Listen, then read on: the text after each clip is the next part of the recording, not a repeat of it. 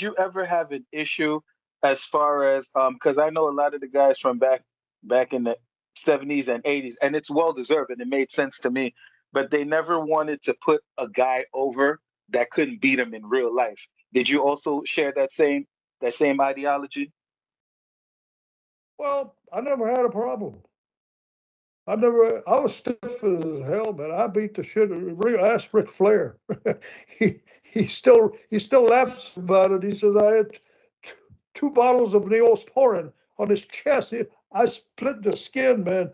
I mean, really, I've seen it. He never complained. Oh, we beat the shit out of each other. Jeez. I never had a problem with anybody. Actually, the only problem was Randy Savage.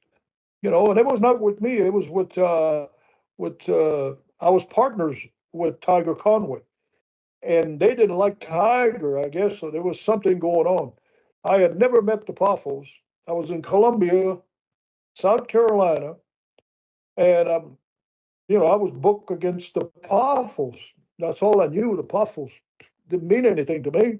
And Randy Savage, later on, I find out he's already been in the business maybe a year, and he had 4 or 5 different fights. He Hmm. sucker punched. He sucker punched 2 or 3 guys and all the stuff. He had more problems than the guy that's been in the business for 20 years. He just started. So, but I didn't know this. So we're in the ring and starting the match, and right away I said, "Huh." They were cussing Tiger. They were, tag right in the ring, and so shit. Well, you know, if and eventually, what happened? No, I'm here. You I'm still here. disappeared. I'm listening. Okay. Well, eventually, uh, I said to myself, well, if they double team him, they're going to have a problem because I'm not going to let my partners get his ass kicked, 2 on 1. And anyway, it was a lousy match, terrible, no selling, no nothing.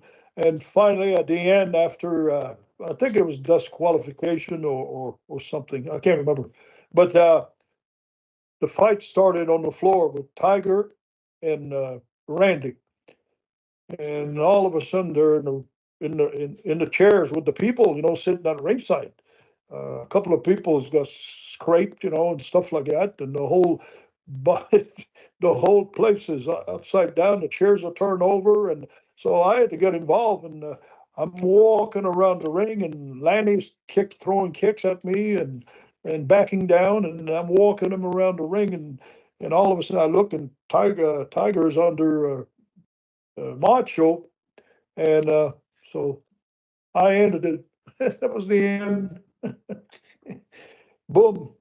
I just hit him with one of those things that you hold the rope around the ring, and that was pretty much the end of it. And I got blamed for the whole thing. So I left. I think 2, 3 days later, I left North Carolina.